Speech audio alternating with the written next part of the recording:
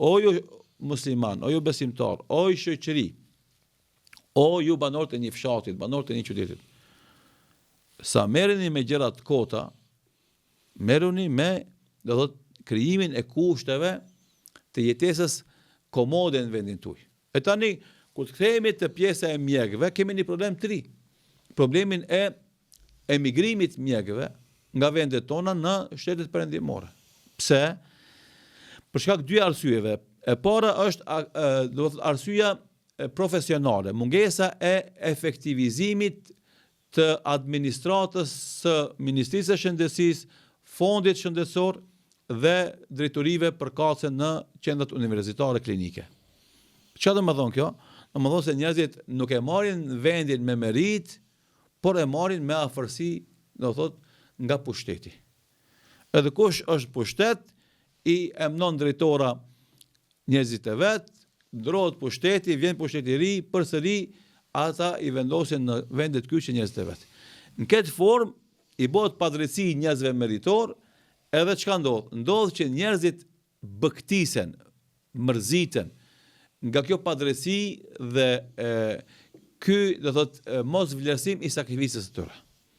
Edhe ai kur e shef se për shembull punon 10 vjet, 15 vjet me djersë, me mund, me sinqeritet, me cilësi dallume të veçantë, me specializime të vazhdueshme, edhe ngjelet i parëndësishëm në atë spital, ai do thotë shumë raste i kërcënuar, i sabotuar, i shantazhuar, edhe i sham, i ofenduar dhe thotë po shkoj dikon ku më vlerësojnë. S'është mësi tash rroga, është vlerësi domosdoshmë merita në vlerësim edhe do të vlerësim meritor i punës teme. E kjo fatkeqësisht ndodh në shumicën e shteteve tona shqiptare. Me informata të sakta që i kam domosdoshmë për njerëzve që janë aty aktiv. E dyta është puna e pagës. Përdesja e pagës domosdoshmë simbolike për rrezikun që kanë ata dhe përgjegjësinë që e marrin ata për mi vete kur e bëjnë një operim të një pacientit. Do thotë normalisht mos vlerësimi i mundit dhe sakrificës dhe rreziku që marrin përsipër dhe përgjegjësisë, ata do shohin një zgjidhje tjetër. E këtë zgjidhje e kemi në spitalet private. Edhe spitalet private, njëra përdesja janë private, ato janë spitale biznesi, nuk janë spitale humaniste. Dhe përdesja është biznesi në pyetje, normalisht janë dy burime kryesore të financimit spitale private. Një është pagesat e shtrenjta që i bëjnë qytetarët për intervenime do të shpejta dhe suksesshme për familjarët e tyre. E dyta janë marrëveshje që i bën me fondin shëndetësor. Shtetet e caktuara normalisht edhe këtu politizohet edhe e drejta e hapjes së spitaleve private, mirë po përdesja janë private. Ato qëllimin kryesor e kanë sigurimin e fondeve të mjaftueshme për me mbajt atë spital domethënë në kom, edhe me mbajt nivelin e kualitetit. Tash kualiteti është dy aspekte.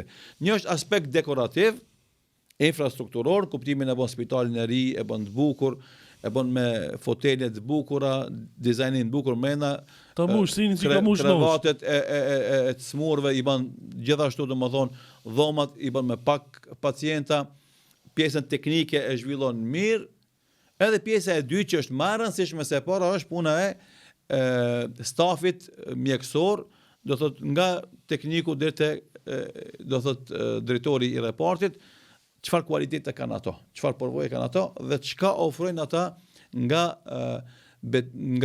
betimi i Hipokratit të cilën ata e thënë kur e përfundojnë fakultetin e mjekësisë. A janë alo në atë betim apo e kanë haruar krejtësisht atë betim edhe nuk u del parasyve në momentin kur ata e bëjnë interventin te një pacient apo e shohin si para atë pacientit. A ka mundësi më na tregu për betimin e Hipokratit? Domthonë ajo është betim që e bëjnë mjekët faktikisht në momentin kur e kryejnë fakultetin e mjekësisë, ato do jenë në shërbim të pacientit, njerit të smur, të lëndum, qoftë prej domethënë miqve, qoftë pjar miqve, qoftë luftë, qoftë paqe, ato do të jenë vazhdimisht domethënë në shërbim. Tash nuk e di unë tekstin. Po përmend. Po është qëllimi kjo. Do jemi të sinqert në zhvillimin e profesionit ton dhe do jetë preokupimi jon kryesor ta ndihmojmë të smurin me gjithë atë që e kemi na parasysh. Po. E tani kjo është puna e mjekësisë. E njëjta situatë është edhe te hoxhallarët. Nëse institucionet fetare të na, Bashkitë Islame, nuk kanë përkujdesin e duhur të qeverive tona, dhe i llogarisin si institucione të parëndësishme, irrelevante dhe të anësore, dhe nuk i mbulojnë me buxhetet nevojat e tyre, në buxhetet qeveritare, megjithëse na besimtarët që jetojmë këtë shtete jemi taksapagues. Edhe ashtu sikur se për taksave tona paguhen shumë sene në këtë shtet, pse mos paguhen edhe shërbimet të hoxhallarëve? Edhe në këtë situatë kur Bashkia Islame jeton me kontribute vullnetare të besimtarëve, atë normalisht nuk ka fuqi ekonomike për me siguru pagat mira për hoxhallarët. Edhe çka ndodh, zakonisht hoxha që vjen në vendlinjën e tij dhe nuk gjen punë për kace ose gjen një punë, por e shef se pagesa nuk i plotson nevojat e tija, atëra e shef gurbetin si zgjidhje dhe opcion. Ashtu sikur se ikën mjeku, ikën edhe hoxha i mirë. Tash nëse jemi situatë ku na nuk kujdesemi as për mjeksi, as për fe, këtë rast as për pjesën e profesionistëve tjerë në lëmi tjera, e na ikin më të mirë që i kemi na, atë nuk e diu nëse kena me zhvillu jetën këto vende. Edhe andaj është detyrë dhe obligim i pushtetarëve, kushdo qoftë në pushtet, i qeveritarëve, që ata të punojnë, do thotë edhe të jenë sinqert në realizimin e këtyre planeve dhe programeve punës, që të sigurojnë kushte normale jetësore për këta profesione që na të gjithë pastaj të jetojmë mirë. Edhe andaj jo rastësisht shembull shtetet e zhvilluara investimin më të madh e bëjnë në sistemin e arsimit. Shkolla. Në pagat më të mëdha japin mësuesve, të cilët mësues pastaj punojnë me fëmijët që t'i motivojnë ata të vazhdojnë në limite ndryshme, secili në atë që e ka për zemër dhe dëshiron, po t'ja jep hakun që ato studimet, domethënë pas shkollave të mesme, në fakultet dhe pas fakultetit të sjellin kualitet në të gjitha segmentet e jetës dhe normalisht kur kemi pastaj kushte të mira ekonomike, bëhemi edhe të pathyeshëm karshi turistëve, presioneve dhe joshjeve, të cilët ne ofrojnë pastaj opsionet politike ndryshme që dalin në shesh, duke tentuar nëpërmes kësaj forme të blejnë votën dhe votuesin dhe të sigurojnë pushtetin shumë mandate, duke mos e shikuar a kanë suksese në realizimin e premtimeve të tyre apo thjesht janë premtime boshe që në start premtime të cilët as vetë nuk mendojnë se kanë më qenë realitet ndonjëherë në vendet tona. Pra shife, një fjali im në Shafiut ka të bën, nëse elaborohet detajisht, ka të bën me një zhvillim infrastruktur, politik, social, do të akademik të një shoqërie ku jetojmë na sot. E tash, nëse na sot qytetet tona s'kena hoxhallar sa duhet edhe mjek sa duhet, kjo është si numër. Po edhe hoxhallar si duhet, edhe mjek si duhet, atëherë s'ki çka lip në atë vend. Lipën një vend tjetër. Domethënë kjo nuk është thirrje për me emigru vendet tona, po është thirrje që na me kontribuat gjithë me rrit sasinë e kuadrit, domethënë intelektual të na, edhe me rrit sasinë e kualitetit të shërbimeve të tyre. Po ma emigrimi ka pasojë të tjera, por atë fetarisht edhe kjo temë është elaboruar shumë mirë, në momentin që ti si një komunitet për shembull shqiptar musliman këtë rast, emigron me një shoqëri ku janë shumica jo musliman, jo shqiptar, ti rrezikon me humb edhe identitetin kombëtar edhe atë fetar, që kurse ka ndodhur me shumë familjar tonë, domosdoshmë që kanë shkuar në gurbet, në momentin që hub identitetin fetar, shumë lehtë pastaj hub edhe atë kombëtar. Edhe andaj fëmijët edhe nipat e stënipat e familjarëve tonë që jetojnë në gurbet sot nuk dinë me fol shqip. Do të thotë e kanë humb identitetin kombëtar. Nëse prindërit largohen prej xhamie edhe prej qendrave islame që janë domethënë vatra të arsimit kombëtar, arsimit fetar, të problemeve sociale, zgjidhjen e problemeve sociale të shoqërisë komunitetit shqiptar që janë perëndim, atëherë ata nëse humbin edhe fen, domethënë si lidhet asgjë pasaj as me tokat tona shqiptare, as me fen Allahu dhe gjara fen islame dhe ata bon tjetërsohen, faktisht shkrihen në popujt e vendeve ku jetojnë ata. Këto janë rreziqe të mëdha që faktisht fitimi është shumë i vogël krahasim kësaj humbje. Ti mundesh me fitu miliona, por nëse nuk je shqiptar, nëse nuk je musliman, çka të vjen ajo pasuri. Po më pëlqen qasja i Imam Shafiut para 1200 vetëve këtë thonje ka thënë. Domethënë mos rrin atë vend ku s'ka mjek. Po flas për mjekin. Domethënë se ne gjithmonë kujtojmë që feja thret me po sabër, mos shkon doktor ribën sabër vujçet, jo, shko shnoshu. Shnoshu edhe prodho kushte, domethënë që kush ka me të shëru ty me kon i mirë. Domethënë faktikisht me pas ambulancë, me pas poliklinik, me pas spital, se s'mundet janë nivele, domethënë ti s'mundesh me një ambulancë me shëru problemet e komplikuara shëndetësore. Kur thotë mos rrin në vendin ku s'ka mjek, domethënë ai vend është i pazhvilluar. Domethënë tash kur e ndëgjon këtë porosi, nxjerrë para vetes një vend në Afrikë që s'ka kurrë. Sjetohet atje dhe me dasht. Ama kjo qëllimi i kësaj porosie është kjo. Nëse jeni komunitet i ri, në një vend të ri, atë fillo zhvillimin infrastrukturor. Mos e bën shtëpinë tonë ti, kjo është ajo. Mos e kshiti veç galën tonë. Po prodho dy institucionet bazike që ta mbrojnë shëndetin imanor në këtë rast edhe intelektual dhe shëndetin fizik biologjik. Hoxhën edhe mjekun. Këto prodhoi më një herë, institucionet ku ata kanë me vepru prodhoi më një herë, domethënë xhamin edhe ambulantën. Pastaj fillon domethënë me thënë njerëzit me jetun tese, për ndonjë që jeta juaj ka më kon katastrofë. Dhe kjo është e vërtetë. Për shembull, sa njerëz në Afrikë vdesin nga malaria. Pse s'ka ambulant ku ata do të vaksinohen kundër malarias, a kupton? Me pas mjek edhe me pas ambulanca që ata vaksinohen kundër malarias, nuk vdesin nga malaria. Jemi viti 2025. 1447. Po. Jo. Imam Shafiu para 1200 vetëve ka thonë këtë. Në Shkup, spitalet private që i ceke janë të mbushur me vëllezërit e motrat tona të Kosovës. Pse po ndodh kjo? Pse Maqedoni po i fiton ato pare të fituara me mund? Masi jena të ç'kjo temë Imam Shafiu që shumë lidhet me këtë temë. Nuk lidhet direkt, lidhet indirekt sipas analizës që na ja bëna. Jemi në RTI. Edhe puna është domethënë ajo një prej brengave që kemi na si shqiptar që jetojmë në Maqedoni, për atë që ndodh domethënë sidomos dy spitale kryesore private në Maqedoni, pacientët kryesorë i kanë prej vëllezërve dhe motrave tona që vinë nga Kosova. Ekskluzivisht. Edhe operimet e tyre domethënë janë shumë shtrenjtë, se zakonisht vinë për probleme që s'gjen zgjidhje për to domethënë ndoshta në Kosovë. Është dilemë shumë e madhe, është pyetje domethënë shumë e vend, është problem shumë i rënd. Edhe me ato parët atyre pacientëve ata domethënë i kanë zhvilluar institucionet e tyre dhe kanë arrit një standard s'pakun pjesën teknike, një standard shumë të lartë botnor. Pjesën e profesionale mjekësisë është mohabet që ka për të diskutuar aty domethënë. Po normalisht këtë është ai dështimi i dy segmenteve, mendoj unë, Allah e din më së miri, i pjesës do thotë institucionale e pushtetit qeveritare, ku qeverit tona, si e përmenda më herë, domethënë nuk e zhvillojnë sektorin e shëndetësisë në baza profesionale dhe meritokratike, po në baza domethënë të afërsive partijake dhe andaj fatkeqësisht në shumicën e shtetet tona shëndetësia shtetënore nuk është në nivelin e duhur, është shumë larg asaj që dëshirohet.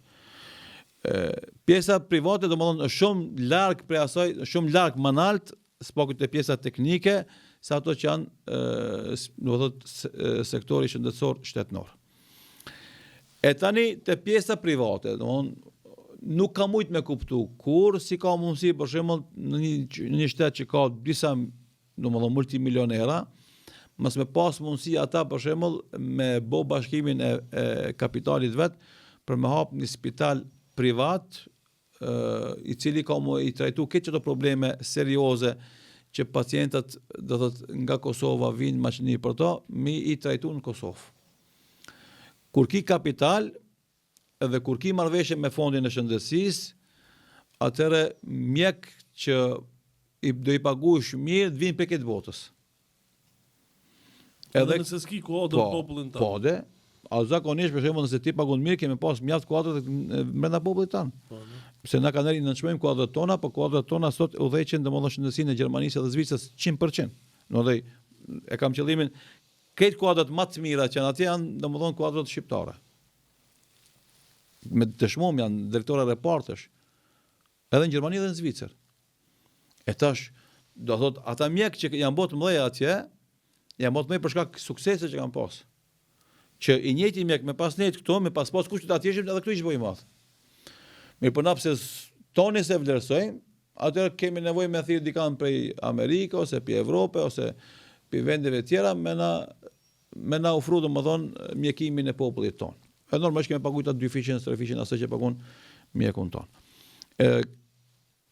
Ky mos organizim, ky mos bashkim i forcave të multimilionerave që kemi na ka bëu që ata edhe pse janë bërë disa spitale private edhe në Kosovë, tani kohën e fundit nuk kam shumë informata se sa janë, po janë bërë disa për tyre, po fatkeqësisht hala kemi na njerëz që prej Kosovës vinë për të trajtuar këtu në aspekt shëndetësor, edhe është një breng, edhe është një gale që lip zgjidhje, po zgjidhjet janë këto. Shteti, e dyta sektori privat me bashkimin e forcave kanë mundësi të kalu edhe me ofru zgjidhje qytetarit që mos ketë nevojë me shku askund jashta shteteve tona. Se na jemi të vetëdijshëm se për shumë operime të rënda, do thotë popullata jonë e Ballkanit në përgjithësi, o shkon në Austri e në Gjermani, ku është shumë më shtrenjtë, ose shkon në Turqi.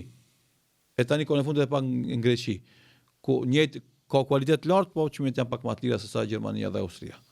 Normalisht kush është milioner zakonisht e preferon Evropën, kush nuk është milioner e gjen si zgjidhje Turqinë ose Greqinë, po përsëri domthonë është kjo devalvuese për ne si shoqëri, për pushtetet tona dhe për shoqërinë tona. Në këtë mejdan të folë më kujtuaj ndodhia e vërtet, po është si një lloj barcolete, kur shkon ish kryetari i Egjiptit tani më i ndjer Hosni Mubareku në Gjermani për trajtim. Edhe pa thot stafi mjekësor nuk e njohin kush është, edhe edhe trajtojnë. Edhe thonë, e dini kush është kjo? Kush është kryetari i Egjiptit? Do 30 vjet ka studiuar me Egjiptin. Ka thonë po çfarë kryetari ka kanë që duhet marrë në Gjermani mu trajtuar, që se ka basti spital për shtatshëm që ai me shumë atje mu trajtu. E këto janë problemet tona. Po faktikisht shumica edhe politikanëve tonë kur kanë mu trajtu nuk trajtohen këto të na trajtohen jashtë. Edhe kjo është argumenti i mjaftueshëm për dështimin e pjesës më të madhe të figurave politike që tash 20-30 vjet po na udhëheqin neve. Domethënë, gjatë shërimit të ish presidentit të Egjiptit Hosni Mubarak në Gjermani, një anesteziolog e pyet infermierën që shërbente atij. Kush është ky? Ajo i thot, "Qyse një ky është ai që ka qeverisur Egjiptin 30 vjet, Hosni Mubaraku." Ai thot, "Siç duket pas ka qenë udhëheqës i dështuar." Ai ja kthan thot, "Pse? E si e dini që është dështak përderisa ju nuk e njehni dhe pyetni për të?" E ke ja kthan thot, "Kush e qeveris një vend 30 vjet dhe nuk arrin me ndërtuar një spital për ta shëruar vetveten dhe bijtë e atij vendi, ai vërtet duhet të jetë një dështak." Kështu që Po. Njerëzit si Hosni Mubaraku edhe ne Shive na për shembull kur lexojmë këtë ndodhi me Hosni Mubarakun qeshemi se kalon Barcolet, sepse është për me, po mi po gjendja e tëra nuk është më mirë. Po. Kështu që admirimi është i madh këtë rast ku na për shembull Po çe Blerim Latifin, fal si po ndërprej. Se gjithmonë e përmeni si shembull të keq. Çdo ditë del në para televizionit, thot Sani Hylli lavdrohet, shqyrgjot rini, Sani Hylli fulla në këne, unë ja shkujta një status, thot, po ti shka krenosh me kalaballikun që u ka bon Sani Hyll? Kur qaj kalaballik në Shkup, në Sistin, në spitalet e Shkupit nga Kosova për i mbushin, krenoh kur të ndërtëshin e spital në Kosovë. Ose në universitet, në range botnore, të lartë, normalisht edhe universiteti ka sa dush tash, edhe spitali ka sa dush, po është puna se pra unë tentova me bë dallimin në dy segmente. Domthon teknikisht ti mundesh me qenë shumë i bukur, shumë komod. Problemi është brenda, domthon stafi, çfarë niveli është, domthon ai kupton mirë mjekësinë, se kupton edhe është i sinqert apo nuk është i sinqert. Edhe universiteti njëjtë, domthon ti mundesh me hap sa dush universiteti. Po është qëllimi i universitetit me nxjerr intelektual të mirëfillt, domthon të pasionuar pas vërtetës, njerëzit guximshëm për ta mbrojtur mendimin e vet. Njerëzit që janë largpamas, vizionar, apo thjesht bësh njerëz me diploma aty. Edhe sikurse na e dim, fatkeqësisht një pjesë e madhe e shkollave private, universiteteve private, sikurse edhe spitalet private, qëllimi është me marr lekun edhe thjesht domethënë me dhënë diplomë dikujt me bën njerin të përgatitur për me marrë një post ministror aty.